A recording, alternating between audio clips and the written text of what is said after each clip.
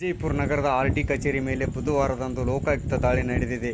ಈ ಸಂದರ್ಭದಲ್ಲಿ ಮಾಧ್ಯಮಕ್ಕೆ ಮಾಹಿತಿ ನೀಡಿದ ಲೋಕಾಯುಕ್ತ ಎಸ್‌ಪಿಯವರಾದ ಟಿ. ಮಲ್ಲೇಶ್ ಅವರು, ಹಲವಾರು ದಿನಗಳಿಂದ ಈ ಪ್ರಾದೇಶಿಕ ಸಾರಿಗೆ ಕಚೇರಿಯಿಂದ ಹಲವಾರು ದೂರುಗಳು ಬಂದಿವೆ.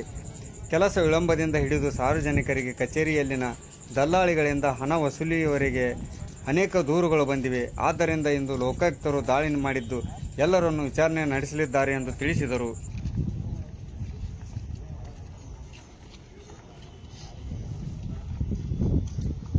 ಈ ದಿವಸ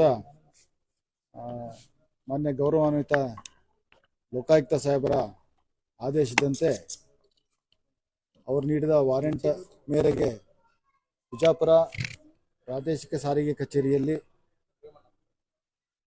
ಸಾರ್ವಜನಿಕರಿಗೆ ನೀಡತಕ್ಕಂಥ ಸೌಲಭ್ಯಗಳ ಬಗ್ಗೆ ವಿಳಂಬ ನೀತಿ ಮಾಡ್ತಾ ಇದ್ದಾರೆ.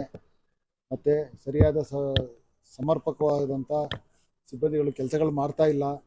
ಜೊತೆಗೆ ಏಜೆಂಟ್ಗಳ ಮುಖಾಂತರ ಹಣ ಸಂಗ್ರಹ ಮಾಡ್ತಾರೆ ಅಂಥೇಳಿ ಸಾರ್ವಜನಿಕರಿಂದ ಭಾಳಷ್ಟು ದೂರುಗಳು ಬಂದಿದ್ದು, ಈ ದೂರುಗಳ ಆಧಾರದ ಮೇಲೆ ಮಾನ್ಯ ಗೌರವಾನ್ವಿತ ಲೋಕಾಯುಕ್ತರವರು ಈ ಕಚೇರಿಯನ್ನು ಶೋಧನೆ ಮಾಡಲು ಶೋಧನಾ ವಾರೆಂಟ್ ಹೊರಡಿಸಿದ್ದು, ಅದರಂತೆ ಈ ದಿವಸ ನಾವು ಶೋಧನೆ ಕೈಗೊಂಡಿದ್ದೀವಿ. ಶೋಧನಾ ಕಾರ್ಯ ಮುಂದುವರಿತಾ ಇದೆ.